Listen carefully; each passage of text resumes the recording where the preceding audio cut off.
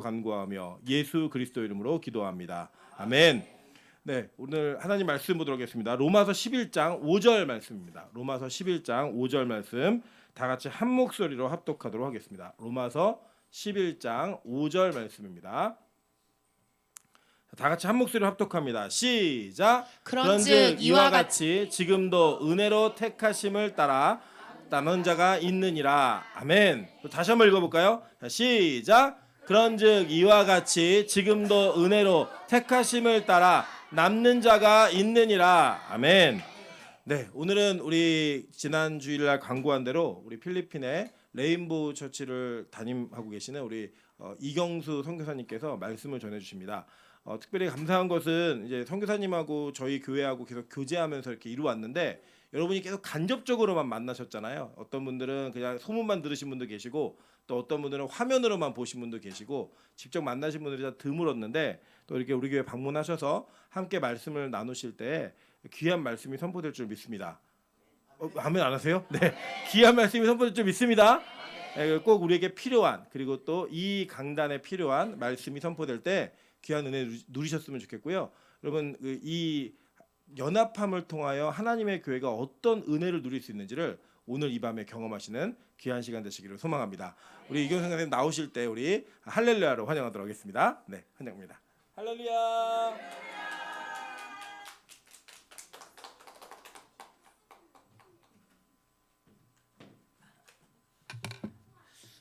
저는 우리 필리핀에서 인사할 때요, 그 인사 방법이 다 달라요. 한국 분들은 보통 안녕하세요 고개를 숙이잖아요. 근데 미국 사람들은 항상 악수를 해요. 근데 어저께 지난주에 중국 사람들 인사는 보니까 쉐쉐 이렇게 한대요. 근데 천국에서는요, 천국의 인사는 할렐루야 아멘 하는데 할렐루야 하면 아멘 이렇게 대답하는 것이 아마 이게 천국의 인사 같아요. 할렐루야. 장로님 안 하시네. 근데요, 사실 이 인사법을 제가 필리핀 교회에 가르쳐 줬거든요. 근데 이 인사만 계속 교회 교제 가운데 해도 교회 성도들의 그 관계성과 또 뭔가 보이지 않는 흐름이 부흥이 일어나더라고요. 그래서 오늘 제가 말씀을 죽을 써도 제가 할렐루야 하면요, 여러분 죽도 맛있다 그러면서 아멘 하셔야 됩니다. 이게 할렐루야 아멘. 근데 이 인사법을 제가 가르쳐 줘 가지고 필리핀 성도들이 얼마나 그 인사법을 통해서 서로 바뀌어가는데, 사실 또 팬데믹 기간에 악수하기도 그렇고 주먹으로 치는 것도 그렇고, 근데 이 인사법이 팬데믹 기간에도 참 좋더라고요. 저는 필리핀에서 지금 36년째 선교하는 이경수 선교사입니다. 저 같은 경우는 정말 하나님의 특별한 은혜를 입지 않으면은 사람 구실을 할 수 없는 사람, 또 이 세상에 있지도 않는 사람이 맞습니다. 그게 있지 않은 사람인데 있게 하시고 또 부름 받아서 목회자의 길이 있지만 또 선교사의 길을 하나님이 허락하셨는데 그건 특별한 은혜라고 생각합니다. 왜냐면요, 저는 태어나자마자 깨나지 않으니까요. 숨은 있는데 깨나지 않으니까 저희 집에서 그 면사무소에 생일 그 등록도 못하고, 그리고 계속 기다리다가 결국은 이제 거의 죽을 때가 됐대요. 낳자마자 깨나지 않고 숨은 있는데, 그래서 마지막으로 이제 구덩이를 파놓고 묻어버리려고, 저희 큰아버지가 이제 묻어버리려고 이제 마지막 이제 묻자 안 된다. 그런데 그때 동네 이장이 어차피 죽을 아이니까 한번 침이나 한번 찔러보자 그러는 거예요. 그러니까 침을 어디다 찔렀냐면 바로 여기다 찔렀대요. 여기는 사람한테서 아주 급소거든요. 사람들이 가장 급할 때 보니까 그 한방 의사가 꼭 여기를 찌르더라고요. 근데 제가 여기 찔릴 때 그 갓난아기가 옹해 하고 깨나더래요. 난 이게 그때는 한방 의사의 정말 아주 대단한 치료구나 생각했는데 지금 보니까 사실 그게 아니고 하나님의 큰 은혜였던 거였어요. 그리고 국민학교 5학년 때 수영하는데 늪에서 수영하는데 늪 안에 귀신이 있어요. 내 발을 막 잡아 당기는데 나는 아무리 헤엄치고 나오려고 그래도 제가 못 견디는 거예요. 결국은 빠져서 죽어야 되는데 멀리서 저희 형님 친구가 저를 보더니만 쫓아와서 저를 끄집어내 가지고 이 인공호흡해서 저를 살렸다 그러더라고요. 그게 제가 낳자마자 죽어야 되는 인생이었고 국민학교 5학년 때 죽어야 되는데 또 거기서 생명을 유지했고 그리고 필리핀 가서 5년 동안 엄청나게 제가 고생했는데 그 고생은 저한테 얼마나 기쁨의 순간인지 몰라요. 제 육신의 병이 있어도 그때 허리가 26이었거든요. 눈이 튀어나오고 뱃삭 마르고 그런데도 얼마나 기쁨으로 다니는지 몰라요. 돈이 없으면 걸어다니고 먹을 게 없으면 그냥 물 마시고 그러면서도 얼마나 기쁘게 살았나 몰라요. 그리고 이제 먹고 사는 방법을 찾기 위해서 후원을 구해야 되는데 후원 구할 때도 없고 아는 교회도 없고 아는 사람도 한 사람도 없었습니다. 그런데 각 집마다 다니면서 성경 공부를 하고 성경 공부 시작하면 밥 줄 때까지 제가 안 끝내버려요. 그리고 밥을 주면은 저녁을 먹고 또 성경 공부를 또 해요. 그러면 저녁 그때는 88년도 90년대는 저녁 8시 9시면 차가 딱 끊기거든요. 성경 공부를 일부러 9시 넘게까지 해버리고 끝내버려요.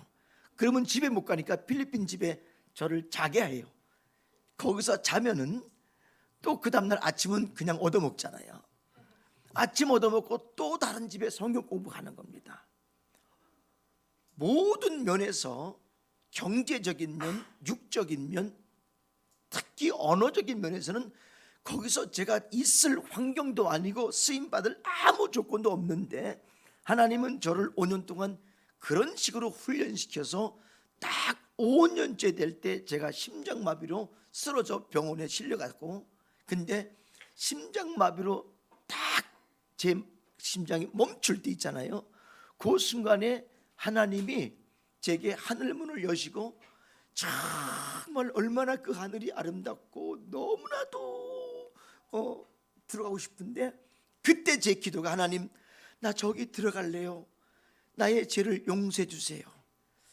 그런데요 이 부분은 우리가 잘 깨달아야 되는 것이 어떤 순간이 오더라도 그 순간에 우리가 잡히지 않고 하나님을 향해서 회개할 수 있고 감사할 수 있다면은 그건 예배자의 성공했기 때문에 그렇습니다.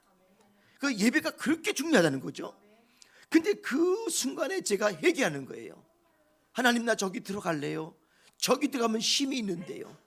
즉 제가 5년 동안 그렇게 험한 훈련을 받아도 한 번도 주님께 불평하지 않고 그렇게 기쁘게 했는데 마지막 순간에는 심장마비로 죽는 순간에 하나님이 그 멋진 광경을 보여주고 뭔가가 필름이 딱 그치셨어요.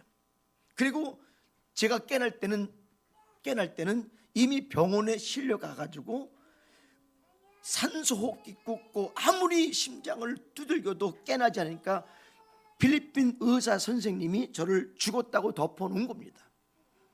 그리고 신학교 교수님들이 주위에서 찬양을 부르고 왜냐하면 한국 선교사 친구가 이미 죽었으니까 그들이 위로해 준다고 찬양을 부르고 거기서 계속 몇 시간을 대기하고 있었던 거예요. 그런데 2시간 45분 만에 제가 깨난 겁니다. 근데 2시간 45분 만에 딱 깨났는데 지금 찬송이 들려서 이거 천국이 맞긴 맞는데 근데 컴컴한 거예요. 내가 본 천국은 그렇게 환하고 그렇게 아름다운데 왜 천국이 이렇게 컴컴하지? 근데 왜 찬양 소리가 들리지? 제가 지금 천국에 왔는지 하고 착각하는데 컴컴한 거예요. 가만히 눈 뜨고 있는데 찬양 소리를 들리는데 그때 내 주를 가까이 하려 함은, 이 찬양을 그 신학교 교수님들이 쭉 부르는데 얼마나 처절하게 부르는지요. 한국 친구가 죽었다고 거기서 그들은 눈물 흘리고 불렀던 건데, 야, 천국에서 왜 이런 찬양이 들리지? 근데 왜 컴컴하지? 가만히 있다 보니까 이제 의식이 들어와가지고 손에 힘이 오더라고요. 그래서 제가 이 덮어놓은 그 담요를 싹 걷어버리니까 필리핀 신학교 교수님들이 찬양 부르다가 4줄을 가까이 하다가 막 벌떡 일어나가지고 막 한 사람은 도망가고 막 일어나는 거예요. 여기서 죽은 사람이 살아났다고요. 사실 저는 5년 동안 훈련 받으면서 후원도 없고 먹을 것도 없고, 그런데 그 환경과 그 조건이 한 번도 제게 불평과 불만 해보지 않았어요.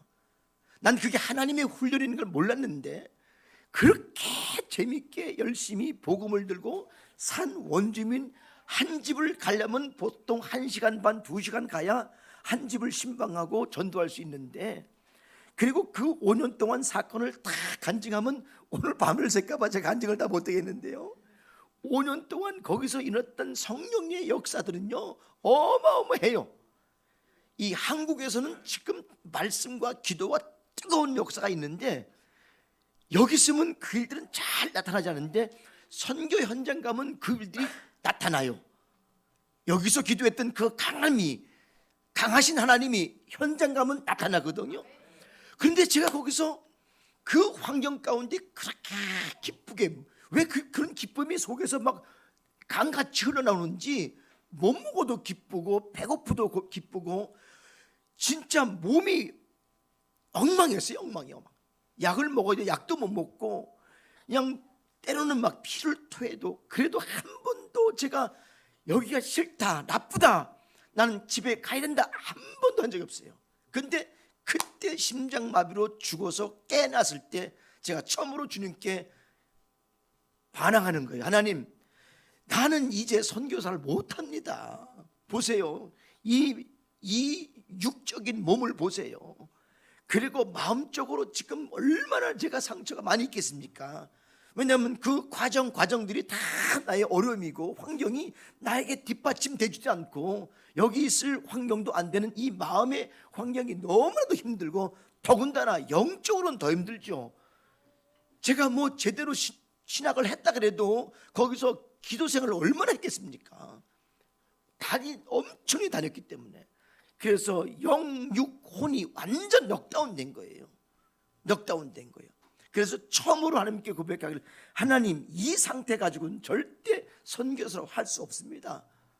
그런데 하나님은 저를 선교사로 부르려고 5년 동안 훈련시키고 죽음까지 갔던 거예요.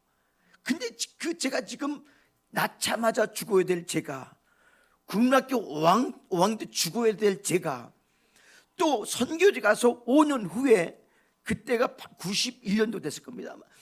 94년도죠. 그때 내가 죽어야 될 제가, 아니 거기서 왜 깨나가지고 또 한 번에 정말 하나님의 생명을 가지고 기회를 얻었겠어요? 그리고 제가, 하나님, 나는 안 되니까 선교사 안 됩니다. 근데 저는 사실 한국에서 필리핀 가기 전에 제가 기도한 게 있어요. 안양신학교를 다니면서 분당의 개발도 안 됐는데 난 왜 거기 가서 자꾸만 기도했는지 모르겠습니다. 그때 개발도 안 됐거든요. 근데 참 저에게는 희한하게요, 미래적 현실들이 자꾸만 마음에서 꿈을 꾸게 돼요. 근데 이것은 하나님하고 조금만 깊은 관계만 가지면요, 말씀과 성령으로 조금만 더 깊이 관계 가지면 무엇인가가 미래 될 일들이 현실에서 자꾸만 말을 하게 되고 꿈을 꾸게 되는데, 난 왜 그렇게 했나 모르겠습니다. 그러면서 장차 내가, 하나님, 이 한국 땅에서 5만 명을 목회할 텐데, 제 꿈이에요. 5만 명을 목회할 텐데, 그러면 세계 선교를 제가 하려면은 빨리 이 신학을 영어로 바꿔야 됩니다. 그래서 제가 필리핀 갔던 거예요. 하나님은 그렇게 저를 5년 동안 훈련시키고 마지막에 심장마비로 탁 저를 쓰러뜨리고 난 후에, 하나님이 제가 주님께 말할 때, 불평할 때 하나님 그걸 되게 좋게 받아들였나 봐요. 네가 그때가 왔어야지. 네가 그렇게 불평했어야지. 그리고 제가 한국 교회 와가지고 감림산에, 양산에 있는 감림산 기도원에 가서 40일 작정 금식 기도를 하고 40일 동안 하나님이 응답하지 않으면은 41일, 42일, 43일 계속 가다가 사실 금식하면서 나는 죽을래요 그랬어요. 어차피 죽은 몸인데 적어도 좀 3번이나 죽어도 살아나는데요. 그럼 4번 죽어도 하나님이 쓰려면 쓰잖아요. 아, 죽겠습니다. 그래서 금식을 들어가는데 거기서 하나님이 제게 주님이 나타나셔가지고 새벽에 저를 깨우시더니만은 저희의 손을 잡고 교회 문에서 강대상이 엄청나게 모른 거예요. 그거를 둘이 같이 걸어가더니만 주님이 여기에 무릎 꿇으라는 거예요. 그때 제 기도 제목이 뭐냐면, 하나님, 저를 적어도 선교사로 쓰시려면은 육신의 건강을 줘야 제가 하지요. 이런 육신을 가지고, 그때도 허리가 뭐 26이었으니까요. 26 상상도 안 가죠. 네? 26이었어요. 그래 바싹 말라가지고 눈만 막 켜놓는데 이런 현실을 저희 어머니가 보니까 저희 어머니 그 마음은 얼마나 아팠겠습니까? 육신적으로요. 눈물이 펑펑 나왔죠. 기도원에 가서 죽겠습니다. 주님께 기도가 날 때 주님이 새벽에 저를 깨우셔서 교회 안으로 끌고 가셨고 같이 걸어가서 강대산까지 가시더니만 주님이 그렇게 하더라고요. 무릎 꿇으라고. 그때 제가 기도 제목은 건강을 주세요. 그래야만 주님의 일을 할 수 있습니다. 그 다음에 적어도 선교사로 주님이 파송시킬 때는 성령의 능력까지 주세요 그랬어요. 근데 주님은 무릎 꿇고 기다라고 3번이나 새벽에 나타나신 거예요. 3번 나타나셔서 하신 말씀이 무릎 꿇으라는 거예요. 그때 제가 좋아하는 멘토를 해주는 목사님을 전화했는데 미국에서 바로 오셨어요. 그 간증을 딱 듣더니만은, 야, 이경성 교사 금식 그만해. 무조건 들어가라. 아니 무슨 말입니까? 너 하나님이 선교사로 쓰려고 그렇게 훈련시켰고 죽음까지 갔고 오늘 약속까지 하셨다. 아, 그게 뭡니까? 너 건강 기도했지? 네, 건강 필요하니까. 왜냐하면 건강하지 못하니까 얼마나 힘듭니까? 그러니까 그분이 하신 말씀이, 너 필리핀에 가서 네 선교든 남의 선교든 하나님의 영광이 있다면 다 섬기랍니다. 다. 제가 지금 필리핀 교회 목회자들 멘토하는 목회자가 몇천 명 됩니다. 엄청 거길 다 방문해주고 말해주고 상담해주고 도울 거 있으면 도와줘야 되는 거예요. 왜냐하면 네가 하나님의 영광을 위해서 네가 하는 선교든 남의 교회 일이든 하나님이 너한테 보여줄 때 하나도 빼먹지 말합니다. 저는 사실 고등학교 2학년 10월 23일 날 예수님 믿고요, 교회만 가면은요 교회에 뭐가 문제 있는지 이것만 쳐다봐요. 그리고 문제 있는 건 계속 제가 집중해서 가서 수리하고 고치고 닦고 청소하는 고등학교 2학년 때부터 저는 그렇게 살았어요. 한국이 어디가 좋은지 지금도 몰라요. 저는요 고등학교 2학년 때부터 아무 데도 안 갔으니까요. 아니 추석 때도 저는 우상이라고 안 갔고 교회에 있었어요. 그때는요. 왜 그런지 모르겠습니다. 그전에는 험하게 살았습니다. 그리고 예수님 믿고 고등학교 2학년 10월 23일 예수님 믿고 교회밖에 모르고 교회사밖에 모르고 놀러 갈 줄도 모르고 진짜 아무리 가족에서 모여도 안 갑니다. 지금도 마찬가지고. 이렇게 정말 하나님이 마음을 줘서 교회에 아이가 구석구석을 다 다니면서 뭐가 문제 있는지 이것만 쳐다보고 다니는 거예요. 하나님이 그걸 저도 하래요. 그걸 하면은 내게 건강을 주겠다는 거예요.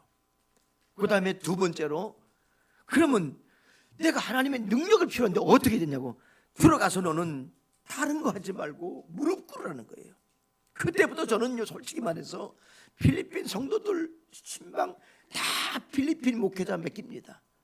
그리고 다른 일 다 맡겨놓고 새벽 기도마다 얼마나 제가 눈물 흘리고 소리를 쳤는지 사실 제 목이 지금 완전히 다 가버렸어요. 완전히 다 가버렸어요. 제 목소리가 참 좋았거든요, 옛날에는요. 근데 지금은 엉망이에요. 지금 엉망이라서 목소리 아마 은혜가 안 될 수 있는데 하나님의 은혜가 있기를 축원하겠습니다.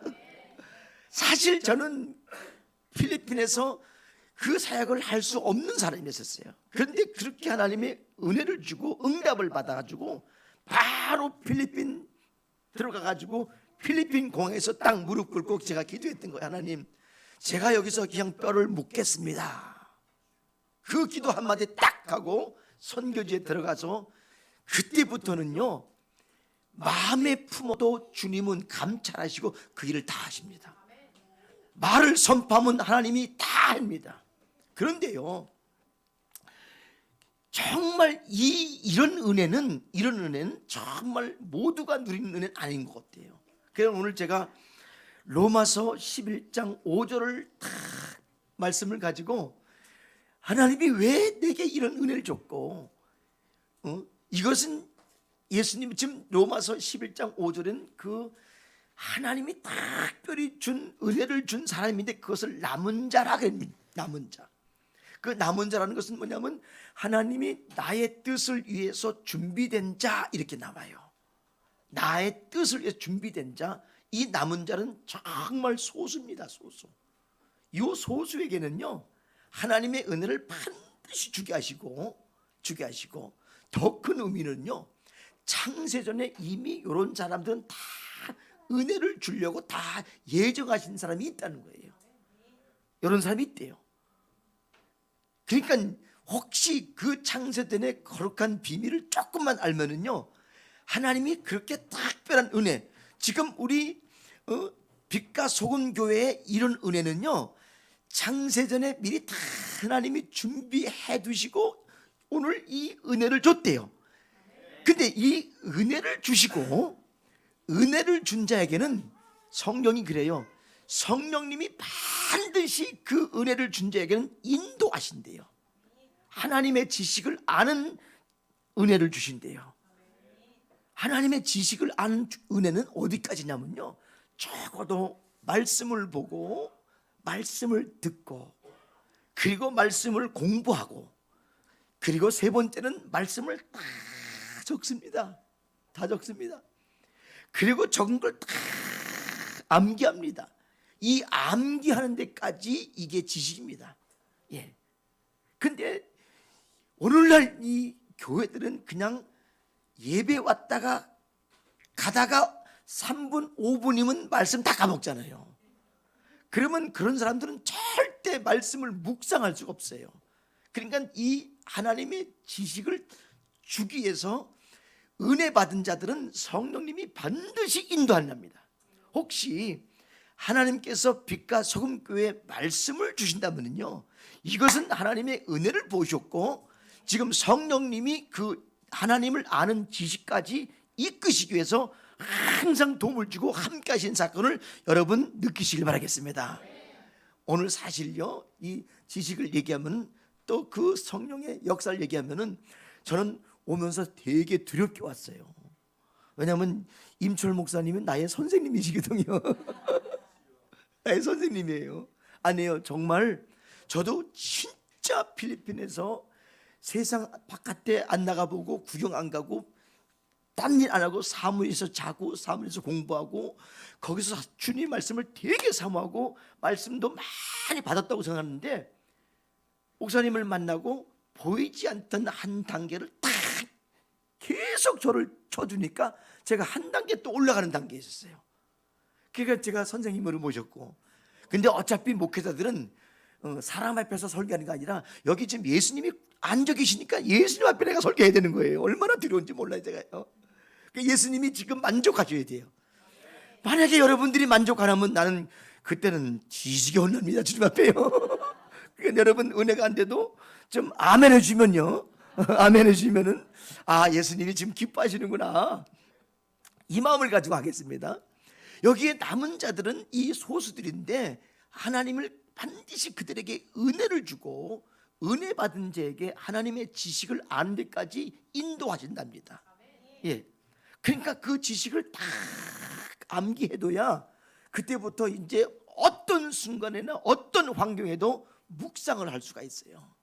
묵상을 할 때 하나님이 명철의 은사를 주신대요. 이게 하나님의 지금 말씀이고 하나님이 지금 이렇게 나를 통해서 하시려 하는구나, 이렇게 말씀하십니다. 그 명철을 받으면요, 말씀 다 말씀 이해가 되는데요. 언더스탠딩이라는 게 명철이거든요. 언더스탠딩, 이해가 된다는 거예요. 이 말씀이 이해되면요, 그 말씀을 다 잡을 수 있습니다. 필리핀에서 우리가 세미나할 때 그 말씀이 우리 필리핀 저와 함께하는 목회자들은요, 훈련 진짜 많이 받았습니다. 아무리 멀어도 월요일 날은 다 와가지고 하루 종일 말씀 공부 제자 훈련하는데, 우리 목사님 세미나할 때 그 말씀을 듣고 그 말씀이 깨달아지니까 우리는 말씀 듣다가 막 울어요. 울어. 빛과 소금교회 성도님은 우나요?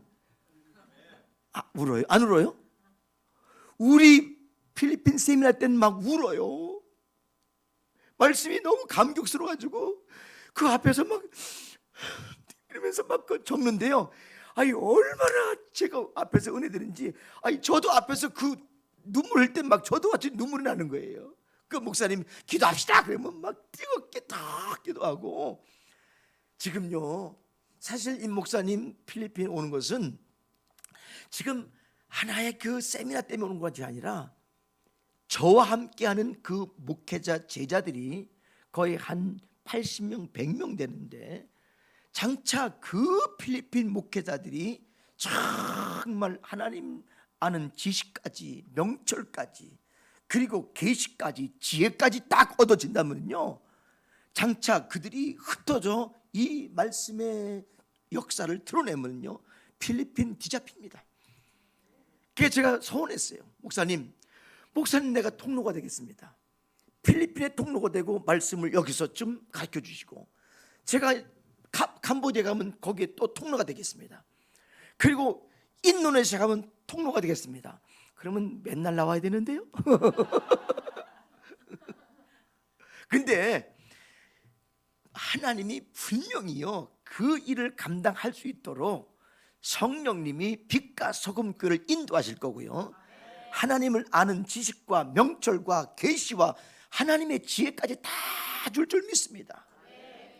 이 지식을 알게 되면은요, 정말 하나님의 비밀도 알고, 정말 하나님 나라의 비밀도 알고, 또 정말 그리스도의 비밀을 쭉 알게 되면 그때부터요, 하나님을 사랑하는 마음이 다릅니다. 하나님을 사랑하는 것은 정말 웬만해 가서는 안 됩니다. 그 단계를 가려면요, 최소한 10단계 이상을 가야 돼요. 제가 로마서를 보면서 하나님의 사랑의 단계까지 가는데 11단계를 가야 되겠더라고요. 먼저는 삼위일체 하나님, 제가 아침마다 그걸 고백해요. 아침마다 우리 목사님 보셨을 거예요. 아침마다 삼위일체 하나님, 하나님은 전지하시군요. 하나님은 전능하신데 오늘 그 앞에 내가 서서 일을 하는데 오늘 하루 사역을 전지하신 하나님이 먼저 아시니까 나를 이끌어 주세요. 제가 아침마다 고백하는 거거든요. 똑같이 고백해 볼게요. 그리고 하나님이 지금 창조의 목적을 우리 가운데 주셨는데 그 창조의 목적대로만 사역하게 해주세요. 하나님의 정체성이 정말 이렇지 않습니까? 그리고 그 앞에 나의 정체성을 또 얘기해요. 나는 아무 쓸모없는 인간, 하나님의 은혜가 아니면 아무것도 할 수 없는 인간, 성령님이 오늘 나를 인도하지 않으면 난 할 수 없는 인간이잖아요. 장차 필리핀의 이 엄청난 사역인데 교회 사역과 성령 운동과 세계 선교를 감당하기 위하여 저는 부름받았지, 교회를 세우고 건물을 세우고 학교를 세우고 저는 거기에 부름받지는 않았거든요. 교회를 통해서 성령 운동이 일어나고 성령 운동이 일어나야 한국 다음 주자 세계 선교할 수 있는 나라를 필리핀을 전 정했거든요. 하나님이 제게 보여줬기 때문에 이 일을 제가 감당하잖아요. 주님 은혜를 주십시오. 나의 정체성은 난 아무것도 아니잖아요. 그 다음에 5번째로 하나님의 율법이 나의 몽학 선생인데 나를 제발 나의 모든 문제점을 다 드러내 주세요. 잘못을 가르쳐 주세요. 그리고 나를 그리스도께 인도해 주세요. 그렇다면요, 율법이 내 앞에 딱 세워지면 나는 무릎을 꿇을 수밖에 없어요. 그 앞에 그냥 회개해버려야 돼요. 막 울어버려야 돼요. 하나님, 내가 미안하면 잘못했습니다. 작은 부분도 거기에 다 걸려버리거든요. 율법을 넘어설 자는 아무것도 없다고 성경 말했고, 그것을 완성하시는 이는 오직 예수님인데, 나는 그 율법을 아침마다 묵상하거든요. 그러니까 로마서에서 그래, 내가 너한테 왜 율법 주는지 아냐? 네 입을 칵 틀어막으려고, 함부로 말하지 말라고. 그래서 그 율법을 제가 첫 번째 삼위일체 하나님, 창조의 목적, 하나님의 정체성, 나의 정체성을 늘 고백하는 것 아침마다요. 그 다음에 제가 거기서 율법 주신 목적을 내가 주님께 고백해요. 율법 주님이 주셨는데 이걸 나의 모든 죄를 다 드러내고 내가 죄인이라는 걸 드러내기 좋지 않습니까? 하나님, 그러니까 내가 오늘 여기서 아무 말도 못하고 여기서 주님께 인도받아야 되는데, 율법이 나의 몽학 선생이니까 내 잘못을 고백할 때니까 주님, 율법으로 나를 인도해 주세요. 예수 그리스도로 인도해 주세요. 딱! 그리고 예수님 앞에 그 새벽에 새벽기도 마치고 딱 나갈 때는요, 그가 칠판에서 놓고 묵상을 딱 하거든요. 그런데요, 거기서 눈물 폭 터져요. 내가 그리스도를 오늘 만나야만 되는구나. 내가 그리스도가 없으면 난 안 되는 거구나. 자꾸만 이렇게 고백하니까 여섯 번째로는요, 내 안에 뭐가 오냐면, 그리스도 앞에 딱 가니까 내 안에 겸손이 와요. 아, 내가 오늘 겸손해야 되겠구나. 하나님의 인격대로 살아야 되겠구나. 참 감정과 또 환경 때문에 내가 바뀌고 성격이 막 드러나고 이러면 안 되겠구나. 겸손해야 되겠구나. 이게 여섯 번째 제가 아침마다 묵상하는 거거든요. 그 다음에 잠언서 3장 35절 보면요, 겸손한 자에게 하나님의 은혜를 준대요. 은혜. 일곱 번째, 그 은혜가 와요. 은혜가 오니까요, 여덟 번째로 믿음이 생겨요. 그 구원은 믿음으로 말미암아 구원을 통해서 그러잖아요. 에베소 2장 8절에 이 은혜, 겸손하니까 은혜가 와요. 은혜가 와니까 다 믿어지는 거예요. 오늘 하루 일도 내가 다 믿어지는 거예요. 내가 무엇을 하더라도 하나님이 나와 함께 하실 거다. 반드시 거기 하나님의 영광이 있을 거다. 이 은혜가 오더라고요. 그 믿음이 와요. 그 다음에 아홉 번째로 믿음이니까 하나님의 의. 그래서 구원의 역사가 와요. 그 구원의 역사, 이 구원은 우리가 죄에서 구원받은 것뿐만 아니라 우리는 계속적 구원의 환경으로 들어가야 돼요. 계속 우리 구원의 역사가 우리 가운데 있어야 돼요. 지금 오늘도 구원의 역사가 우리 가운데 일어나야 돼요. 물론 우리의 원죄는 다 해결됐지만은 구원의 역사가 계속 내 마음속에 일어나야 돼요. 이 구원의 역사가 딱 오니까 이 구원받은 자는 반드시 들어갈 것이 뭐냐면은 성화로 들어가야 돼요. 성화로요. 이 성화한 만큼 하나님은 쓰임을 허락 주십니다. 성화한 만큼이에요. 그러니까 제가 이 성화라는 문제 속에서 필리핀 선교를 어떻게 감당할 수 있을까 고민하다가, 하나님 가르쳐 주세요. 왜냐하면 제가 여기서 성화 잠깐 멈추겠습니다. 이 성화까지 들어가야 돼요. 근데 제가 필리핀 처음에 딱 여기 한국에서 신학교 졸업하고 필리핀가 또 신학교 하고 선교사에 딱 들어가서 교육해줄 때 5년 만이면 난 천명이다. 젊은 패기가 얼마나 멋있습니까? 야, 이렇게 일을 해. 이렇게 거듭 뭐 행정과 절차와 구조를 막 착착착 맞춰가지고 이렇게 하면 1000명 갈 수 있어. 5년 동안 죽으라고 했는데 5년에 200명이 좀 넘더라고요. 아, 나의 한계는 여기까지구나. 그러면서 왜 1000명 못 갔냐? 야, 너 때문에 그래. 교인들 때문에 그래. 너희들이 말을 안 들어서 그래. 이 모든 불평이 교인들한테 다 가는 겁니다. 다. 그리고 제가 이제 나의 한계는 다 지나갔으니까 200명이 나의 한계니까 나는 오늘 마지막 예배를 드리고 오늘 여기서 내가 사임하겠습니다. 그런데요, 마지막 사임한다고 사임 설교를 하는데 교인들이 다 우는 거예요.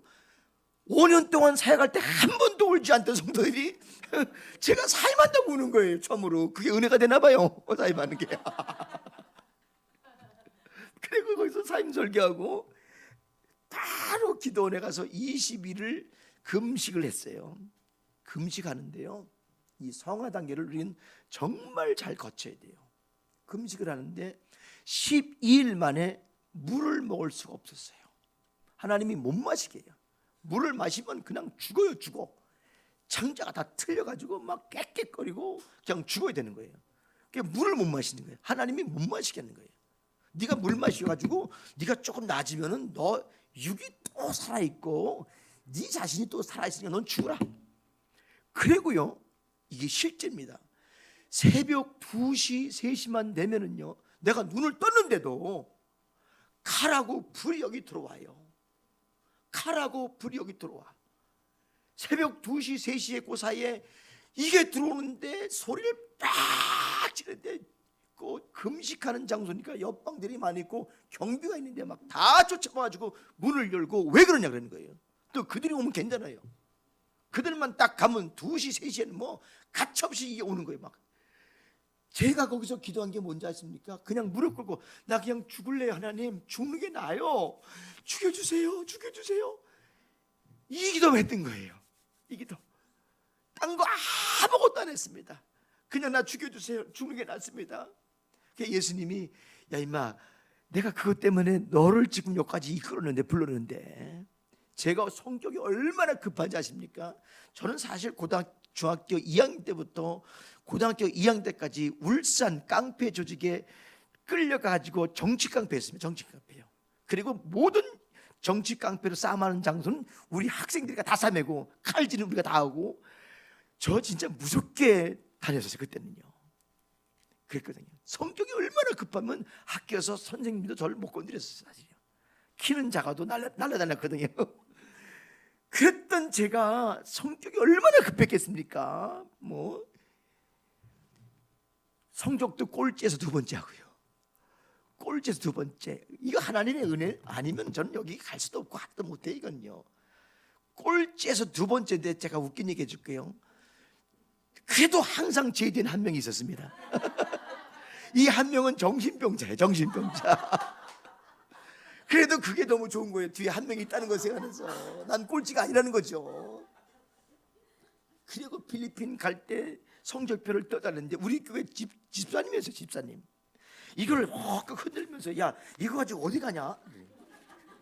그 얼마나 모함됩니까? 근데요, 어디서 그런 용기가 오는지, 우리 하나님은요 이 성적표 안 봅니다. 우리의 마음을 보십니다. 그거 진짜입니다. 성화된 마음을 보세요. 그때 기도원에서 그 칼이 들어와서 그냥 죽겠다고 고백했어요. 그리고 12일부터 마지막 끝날까지 물을 못 먹으니까 반 죽어가지고, 그리고 이 금식 끝나고 처음으로 그걸 물을 마시는데 그냥 거기서 맞고 그냥 팍 꽁그러져가지고 팍 죽어야 되는 것 같아요. 그리고 한참 있다 깨나니까 저를 보호해준 그 기도원의 사모님이 깜짝 놀라는 거예요. 죽었는 줄 알았다고요. 깨나가지고요, 그 기도원에서 3일 동안 보호식을 하고 마일라 시내를 내려오는데요, 세상에 이 마일라 시내에 그냥 제 눈에 환상에 구렁이가 막 보이는 거예요. 여기요, 지금 대한민국 우리가 이렇게 먹고 살고 막 즐겁게 살아서 못 보는 거죠. 여기에 더러운 영들이 구덩이가 막 얼마나 크다는지 모를 겁니다. 저도 지금 못 봐서 지금 환장하겠어요. 지금요, 안 보여요. 지금은요. 그때는 그게 보였었어요. 하나님, 이런 환경 속에서 우리가 살면서 하나님을 의지 안 하고 사는 것이 참 그래도 살아있다는 것이 정말 복이네요. 그랬습니다. 복이네요. 이게 진짜 복입니다. 살아있다는 것이요. 마이나 시내에 막 구렁이가 막 우글우글한 거예요. 그런데 우리는 그걸 못 느끼고 살아요. 왜? 세상 사람과 똑같이 먹고 똑같이 자고 똑같이 행동하려고 사니까 이게 안 보이는 거예요. 조금만 영의 깊이만 가면은 그게 보일 텐데, 근데 그리고 탁 내려왔던 거예요. 교회 갔는데, 사표내고 갔는데 도로 갔거든. 교회를요. 사표 다시 취소해야죠. 딱 들어갔는데 세상에, 그때부터는 모든 교인들이 다 이쁜 거예요. 나를 뒤에서 그렇게 살게 군 성도를 봐도 왜 이렇게 그 교인이 이쁜지 모르겠어. 너무 이쁜 거예요. 그게요. 너무 이뻐요. 다 이쁜 거예요. 나한테 막 욕을 해도 막 이쁜 거예요. 교인들이. 그때 하나님이 제게 선교 철학을 줬어요. 선교 철학을 줬는데 그 선교 철학은 손해봐라, 그리고 기다리라 그랬는 거예요. 그때부터 뭐 돈도 마음도 그냥 다 손해보고 살았습니다. 예. 그리고 성령님께서 변화시킬 때까지 기다리자. 나는 변화 못 시킨다. 나를 변화시킨 성령님께서 저들도 변화시킨다. 성령님이 변화시킬 때까지 기다리자. 그게 제 선교 철학이 손해보고 기다리는 거예요. 어떤 죄를 범해도 끝까지 기다려줬어요.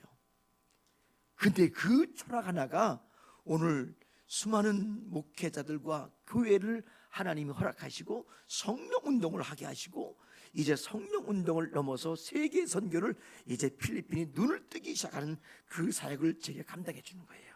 이 성화 단계를 반드시 가야 돼요. 예, 10번째잖아요. 10번째. 11번째가 뭐냐면은요, 이 성화가 되면은 무슨 소망이 왜 이렇게 일어나는지 모르겠어요. 성화되면 소망이 막 안에서 일어나는 거예요. 일어나는 거예요. 막 일어나요. 내가 하나님을 향한 소망들이 막 일어나는데, 왜냐하면 성화되지 않아서 그 하나님의 성령님이 내 안에서 막 일하고 싶은데 내가 제한해버리는 거거든요. 근데 성화되니까 여기서 막 성령님께서 내 안에서 막 소망이 막 일어나고, 이 일을 하면 하나님이 기뻐하는구나, 이 일을 하면 기뻐하는구나, 이 일을 하면 안 되겠구나, 막 이런 일들이 막 소망이 나타나는 거예요. 이 소망이 나타날 때 하나님이 거기에 아가페 사랑을 부어주세요. 사실 저는 고린도전서 13장 그 모든 장들은 정말 우리처럼 그렇게 살아라고 준 건 아니에요. 못 살아요, 절대로는요. 그건 하나님의 인격이에요. 하나님의 성품이에요. 그런데도 하나님은 사도 바울에게, 야, 이게 우리 성품인데 너희들 좀 우리 성품합을 한번 조금이라도 읽어보고 묵상하고, 이거 조금이라도 변화가 있다면 그건 은혜다. 저는 그렇게 봤거든요. 그런데 하나님의 사랑을 보여주는데 진짜 필리핀 성도들이 예뻐요. 사고를 쳤어요. 야단쳐야 돼요. 근데 제가 야단 안 칩니다. 아무리 사역을 맡겨놓고 실수해도 야단 안 칩니다. 그런데 게으른 건 제가 야단 칩니다. 이 게으른 건 이미 마귀한테 잡혔다는 거거든요. 실수한 거는 괜찮습니다. 잘못한 건 괜찮습니다. 열심히 하려다가 실수할 수 있고, 열심히 하려다 잘못도 할 수 있어요. 그 사랑이 와요. 그리고 마지막 13번째는 그리스도의 평강이 오게 되어 있습니다. 근데 거기까지 올라면 전 천국 가야 돼요, 지금요. 그것까지 아직 안 왔어요. 어릴 땐 뭐 염려도 되고 또 두려울 때도 있긴 있다고 하셨대요. 근데 이와 같이 하나님의 은혜를 입은 자인데, 근데 오늘 남은 자란데 그 남은 자는 소수예요.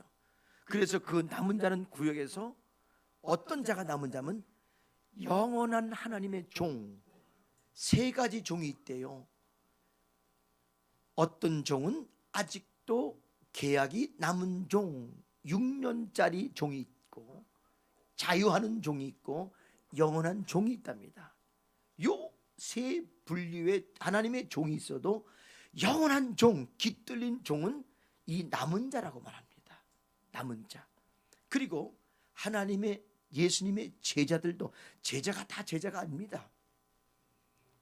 요한복음 8장 31절에서 주님이 말하기를, 나의 말씀을 듣고 가르침을 듣고 붙잡는 자 그래요. 붙잡는 자는 적어도 어디까지냐면요, 제가 말했잖아요. 첫 번째로 말씀을 듣고 읽고 공부하고 쓰고, 말씀을 어떻게 한다고요?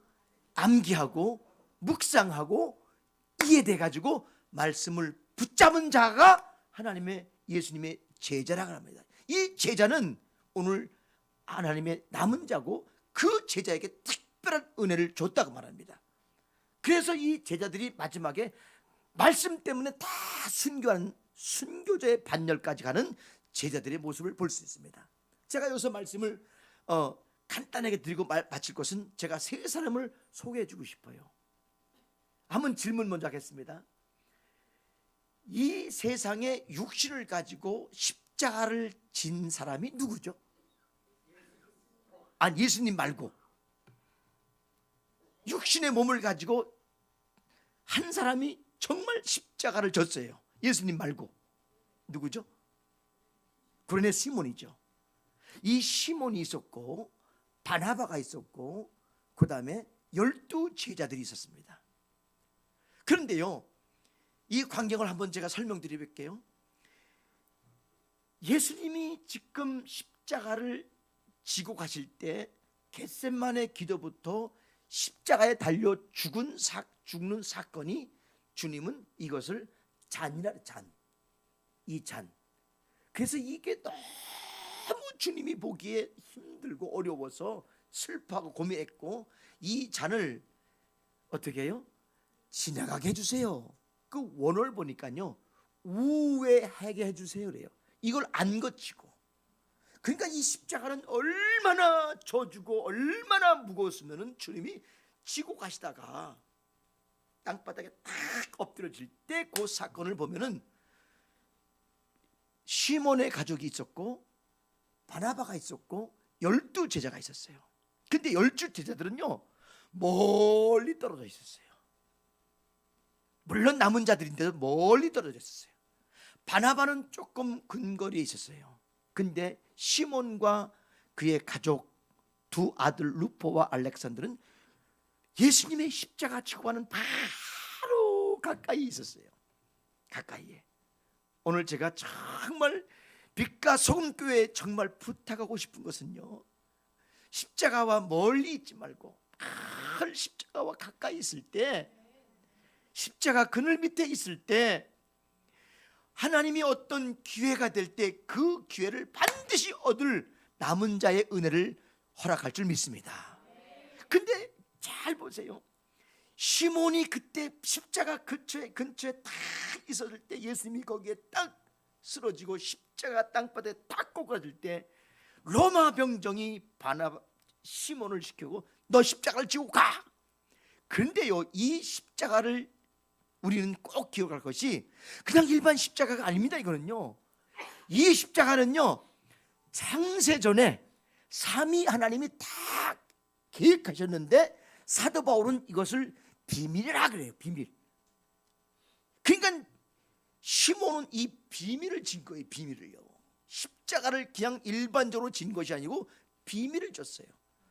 그리고 고린도전서 4장 1절 2절 보니까 사도 바울이 그래요. 우리는 그리스도의 종이고 하나님의 비밀을 맡은 자들 그래요.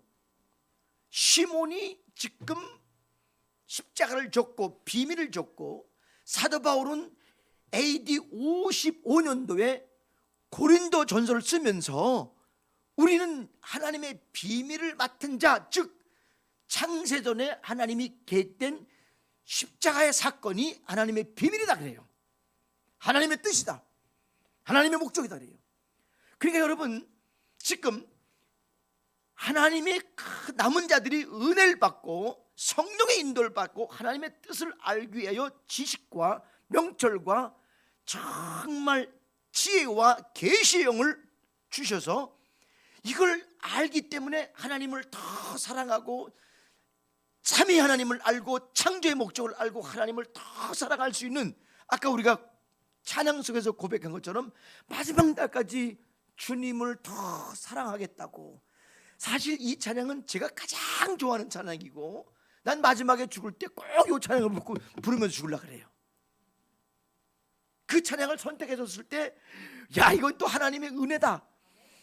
그래가지고 전 그 찬양 가운데 얼마나 은혜 받고 난 그 찬양을 늘 부르거든요. 하나님, 세상 모든 것보다 하나님을 더 사랑하도록, 더욱 사랑, 하나님만 더 사랑해 달라고 그 찬양을 다 해야 되는데, 근데 시몬이요 그 십자가를 지고요, 물론 제가 보면서 시몬이 아마 다락방에도 같이 있었던 것 같아요. 그리고 예루살렘 교회를 세울 때도 거기 있었던 것 같아요. 주 멤버는 아니더라도. 근데 시몬과 그 가족이 디아스포라 흩어진 유대인들이 돼가지고 안디옥 가서 안디옥 교회를 세우잖아요. 안디옥 교회 안에 예수 그리스도의 십자가의 비밀이 거의 다 있어요. 왜냐하면 그 안디옥 교회는 세계 선교의 전적 기지잖아요. 거기에 십자가와 부활의 사건을 하나님이 딱 두셨고, 그 안디옥 교회를 통해서, 그러면서 시몬과 시몬의 가족이 거기 가서 교회를 개척하고, 그리고 시몬이 그 교회 성장되면서 예루살렘 교회에 편지해서 우리가 이렇게 성장됐습니다. 베드로 비샵이요, 감독이요, 야고보요, 요한이요, 우리가 이렇게 성장됐습니다. 그때 잘 보세요. 예수님이 십자가 질 그 당시에 제자들은 좀 멀리 있었고, 바나바는 좀 떨어져 있었고, 그런데 시몬은 십자가와 가까이서 주님과 함께 갔고, 그런데요, 하나님은 정말 세계 선교 전적 기지를 하나님의 뜻과 그 목적을 이루기 위하여 그 십자가의 비밀을 안디옥 교회라는 곳에 세워놨는데, 그 안디옥 교회 개척하니가 시몬이요. 편지를 보냈을 때 바나바가 아마 베드로나 요한이나 야고보나 바나바도 아마 그랬을 거예요. 이 사람 내가 어디서 우리가 아는 사람인데, 만난 사람인데, 본 사람인데, 그때 십자가를 진 사람인데, 그때 하나님의 비밀을 진 사람인데, 하나님의 뜻을 가지고 거기 가서 개척해서, 그때 잘 보세요. 바나바가 딱 가니까 바나바를 바로 담임 목사 시키고 본인이 거기서 딱 내려와요. 개척 목사인데도 내려와요. 그리고 첫 선교를 보낼 때 바나바와 바울을 보내면서 시몬과 시몬 가족들이 계속 세계 선교, 즉 안디옥 교회 속에서 세계 선교를 감당하도록 후원하는 거룩한 모습을 볼 수 있거든요. 오늘 제가 정말 사랑하는 교회에 정말 부탁하고 싶은 것은 뭐냐면은 이 십자가에 가까이 사시는 여러분 되시길 축원하겠습니다. 이 하나님의 특별한 은혜를 받은 남은 자들은, 마지막 때 남은 자들은요, 그러니까 우리는 이제 더 이상 다른 설교 필요 없고 그리스도의 십자가와 그리스도의 부활만 증거하기 위해서 이것을 증거하는 그리스도의 종은 십자가와 부활의 종, 그리고 비밀을 맡은 자라 했잖아요. 늘 십자가와 가까이 사시는 여러분 되시길 바라겠습니다. 저도 사실 이 말씀이 없으면요, 저는 벌써 미국 갔을 겁니다. 미국에 그 큰 교회 가면은 한 달에 저한테 $10,000을 주겠대. $10,000요. 목사님 내가 그때 글로 초대하도록 할게. 글로 가세요. 아니 저한테 $10,000 주겠대. $10,000 한 달 월급이요. 집 주고 차 주고 교통비 주고 다 준대요. 그러면 한 달에 $15,000입니다. 월급이요. 근데요, 그때 제가 부흥에 가서 저를 초대할 때 참 멋지지 않습니까? 장로님들 13명, 담임 목사님들 다 그냥 15명에서 당회하는데 저를 불러요. 이경수 선교사님, 혹시 우리 교회 초빙하면 올 수 있겠습니까? 근데 그들이 초빙은요, 영적인 초빙은 아니에요. 제가 부흥 집회 갔는데 그 교회는 조영기 목사님, 김삼원 목사님, 나겸일 목사님 사진이 쫙, 한국의 유명한 강사들의 사진은 쫙 걸렸어요. 저는 완전 이 바교 산속 촌놈 선교사가, 아무것도 이름도 없는 선교사가 딱 갔는데 성도가 한 2,600명인데 첫날 몇 명 왔는지 아십니까? 첫날 예배하는데 600명이 왔어요. 교회가 텅 비었잖아요. 나니까 그렇지 뭐. 내가 여기서 뭔 설교지를 딱 안에 집어넣고요. 집어넣고 하나님 나 오늘 설교 안 할래요. 여기는 설교들을 자세가 안 돼서 간증할래요. 그래가지고 제가요, 산속에 있었던, 언제인가 오면 제가 산속에 있었던 그 성령의 사건들을요, 그 기가 막힙니다. 또 그거 하면 나도 울어야 되고 여기 다 울어야 돼요 오늘요. 그건 감정의 울음이기 때문에 제가 잘 안 하는데, 그때 주님께 하나님 나 설교 안 할래요. 간증할래요. 그리고 하나님 죄송합니다. 이렇게 하고 이 산 원주민들과 있던 사건을 감정과 감동과 눈물을 섞어서 막 했더니만 600명이 다 우는 거예요. 다 우는 거예요. 다 울어요. 그래가 보니까 참 이 성도들이 진짜 하나님께 예배하는 자들은 아니에요. 지금 내가 감정을 섞고 지금 막 감동을 섞어서 간증을 하는데 다 울어버리는 거예요. 그런데 끝나고 나니까요, 그 성도들 600명이 저거 다 악수하잖아요. 은혜 받았다고요. 은혜 받았다고. 아, 여기는 이렇게 은혜 받는구나. 그런데 이 600명이 그 다음날 소문을 딱 내고 두 번째 부흥 집회하는데 세상에 2,600명이 아니라 지금 다른 교회까지 와서 막 꽉 찼던 거예요. 세상에 그런 부흥이 없었던 거예요. 그 거기서 또 어떻게 합니까? 하나님, 설교해야 됩니까? 간증해야 됩니까? 그랬어요. 나 설교 안 할래요, 하나님. 이 사람들이 지금 이 간증 듣고 눈물 흘리려고 왔는데 그냥 눈물 흘리게 해주세요. 또 두 번째 날 간증하면서 다 울었어요. 막 그냥 그게 은혜가 된 거예요, 그 사람들한테는요. 그런데요, 그렇게 감정으로 은혜 받고 눈물 흘려도 헌금은 잘하대요. 이 세상에 3박 4일 했거든요. 1억 8천이 거친 거예요. 1억 8천이. 지금까지 온 강사 중에서 헌금이 가장 많이 거쳤던 거예요. 그러니까 이분들은 지금 그 감정의 설교를 듣고 저 선교사는 정말 은혜스럽게 잘한다는 이 감정적인 사고를 가지고 당회를 열고 당회에 날 불러가지고 저를 그 교회 다음 후계자 초빙하는 거 있죠. 초빙을. 근데 그때 제가 그랬어요. 제가요, 이 교회 오면은 이 교회 망합니다. 저 때문에. 제가 그랬어요. 아니 왜 그러냐고요. 제가요, 이미 하나님 앞에 필리핀 땅에 뼈를 묻겠다고 서원했는데 이 약속을, 이 언약을 깨고 내가 이 교회 오면은 내 목회는 할 수 있어도 하나님 목회는 못합니다. 절대 이 하나님 목회지 사람 목회는 아닙니다. 이게 오늘 이 교회도 하나님이 하신 거지 사람인 게 아니거든요. 제가 그 고백을 딱 하니까 또 장로님들이 또 감동하네요. 또 울어요. 또 울어. 아니 어떻게 선교사님 그렇게 말할 수 있냐고. 이거 보라고 서류가 이게 쌓여서 다 서로 올라고 난리인데 어떻게 그러냐고. 응? 왜냐하면 난 이미 하나님하고 약속했기 때문에 여기 오면 안 됩니다. 난 필리핀에서 뼈를 못 드립니다.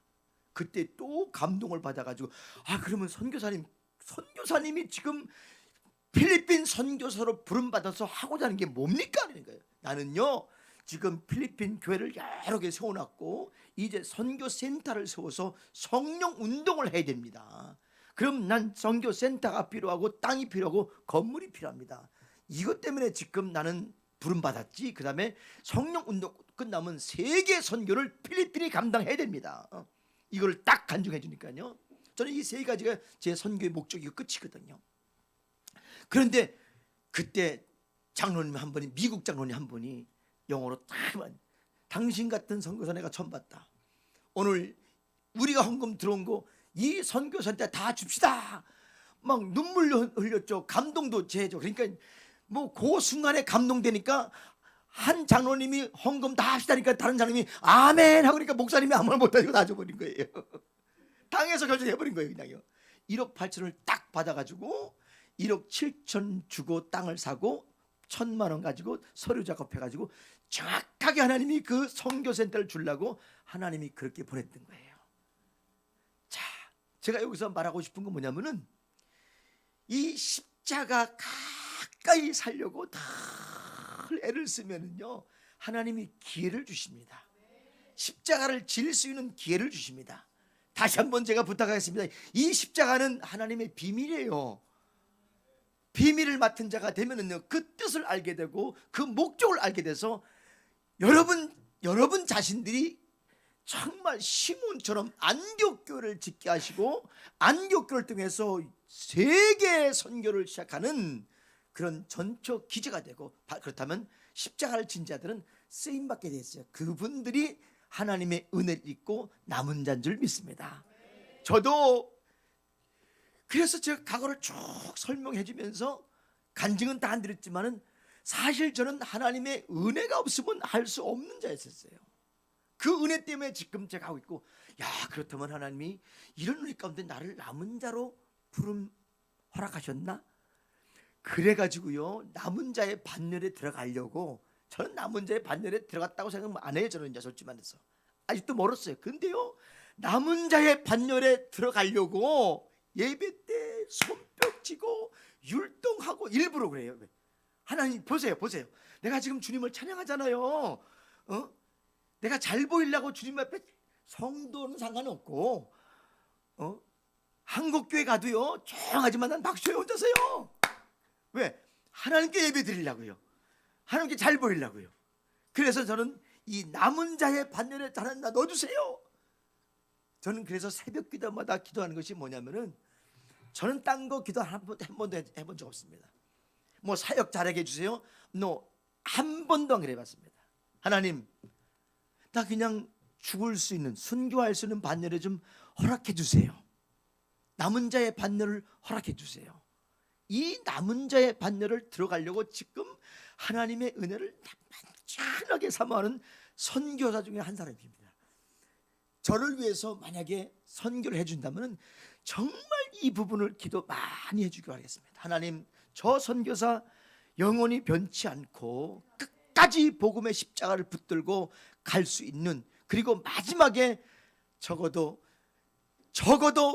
남은 자의 반열에서 하나님께 영광 돌리고 떠나가도록, 천국 가도록, 그 기도가 저한테는 엄청난 선교의 후원인 줄 믿습니다. 이것 때문에 사실 교회가 되려도 설교를 이렇게 하지, 뭐 교회 뭐 필요하고 어떤 것이 좀 중요하고, 전 그거 뭐 두 번째 문제입니다. 그래서 오늘 저는 빛과 소금 교회를 하나님이 왜 붙여줬는가, 거기에는 하나님의 뜻이 있는데, 아마 장차 목사님을 통해서 필리핀에 있는 많은 목회자들이 영적으로 깨나가지고 그들이 아마 세계 선교의 빛과 소금의 역할을 할 줄 믿습니다. 그것 때문에 붙여준 것 같고, 그래서 제가 목사님을 스승 삼았습니다. 저희 말씀의 스승입니다. 그래서 늘 말씀을 배우려고 참 배고파하고, 또 정말 말씀을 구하고 있고, 말씀 주신 건 한 번도 제가 거르지 않고 다 말씀을 보면서 은혜를 입고 계속 하나님의 은혜를 더 많이 입기를 전 늘 기도하겠습니다. 기도하시겠습니다. 하나님 감사합니다. 하나님이 이렇게 사랑하는 빛과 소금 교회를 하나님의 거룩한 뜻을 가지고, 하나님의 거룩한 목적을 가지고 함께 하도록 허락하신 은혜 감사합니다. 눈으로 작은 교회나 영으로 큰 교회이기에 하나님 이 앞에 무릎을 꿇기를 원하고, 하나님이 지금 이 교회에 함께 하시고 역사하시고 은혜를 줬기에 장차 남은 자의 반열 속에서 필라델피아와 서머나 교회처럼 이 교회가 하나님의 말씀을 지키고 하나님의 이름을 배반하지 않는 교회로 세워가기에, 오늘 이 선교사도 겸손히 무릎 꿇고 주님을 찬양하고 예배합니다. 당신의 종을 붙잡아 주시고 함께하는 성도들에게 하늘의 건설을, 땅의 건설을 허락하여 주셔서 마지막 때에 정말 남은 자의 반열 속에서 하나님의 은혜를 입고 사역 감당하도록 축복할 줄 믿습니다. 저도 열심히 가서 기도하고 더 주님을 사모하고 주님의 은혜를 얻겠습니다. 이곳에 주님의 은혜를 더 허락할 줄 믿고 감사드리며 예수 이름 받도록 기도드렸습니다. 아멘. 할렐루야. 네, 사실 우리 선교사님 말씀도 참 좋으세요. 근데 제가 선교사님께 좀 부탁을 드렸어요. 이렇게 간접적으로, 아직 우리 교회 성도들이 선교사님을 잘 모른다. 그러니까 선교사님이 어떤 사역을 하셨고 어떤 선교사인지를 좀 간증을 통해서 하나님이 함께 하시는 분이라는 거, 그 결음들을 좀 보여주셨으면 좋겠다라고 부탁을 드렸거든요. 그러니까 제가 이제 뒤에 듣다 보니까 우리 선교사님 말씀도 막 전하고 싶으시고 간증도 막 하고 싶으시고 막 이래가지고 아무래도 기회를 몇 번 더 드려야 될 것 같아요. 그래서 다음번에 또 이제 방문하게 됐을 때, 이번에 사실 다른 일정이 있어서 오셨다가 제가 급하게 이번에는 꼭 저희 교회 오셔야 됩니다라고 말씀드려서 일정을 빼갖고 오셨는데, 다음에 또 모셨으면 좋겠다는 생각이 들어요. 이제 이 산에서의 간증이에요, 여러분. 진짜 재밌는 간증 많고요. 야, 하나님 살아계시다면 이거 없는 일인데 이런 일이 정말 많거든요. 그거 꼭 저에게 들려줄 줄 전 믿습니다. 저는 너무 감사한 건 이거예요. 다른 게 아니라 저는 원로 목사님을 뵐 때도 그렇고 우리 선교사님을 뵐 때도 그렇고 35년 그리고 평생의 마지막까지 그 걸음을 걷는 데 있어서 처음의 마음을 계속 유지할 수 있다는 게 진짜 좀 복이라고 생각해요. 저는 아직 그 어린 목사는 아니지만 그래도 비교적 젊은 목사입니다. 그러다 보니까 제가 젊은 호기와 치기로 남들보다 더 힘있게 얘기하는 부분이 있고 남들보다 더 앞서서 얘기하는 부분이 분명히 있어요. 저는 제가 뱉은 말을 하나님께서 꼭 책임져 주시길 원하는 그 기대는 있지만 진짜 그 모르는 거거든요. 근데 30년 동안 35년 동안 이렇게 한 길을 걸어오면서 처음에 열심을 가지고 지금까지 계속 사역할 수 있다라는 거 이거 진짜 힘든 일이거든요. 근데 여러분 우리 교회가 함께 선교의 현장에 계속 같이 있을 수는 없지만 이 관계가 이 설교의 강단이 한 타임이 아니라 이제 걸음의 첫 걸음을 같이 하는 걸음이 되어서 함께 기도하셨으면 좋겠어요.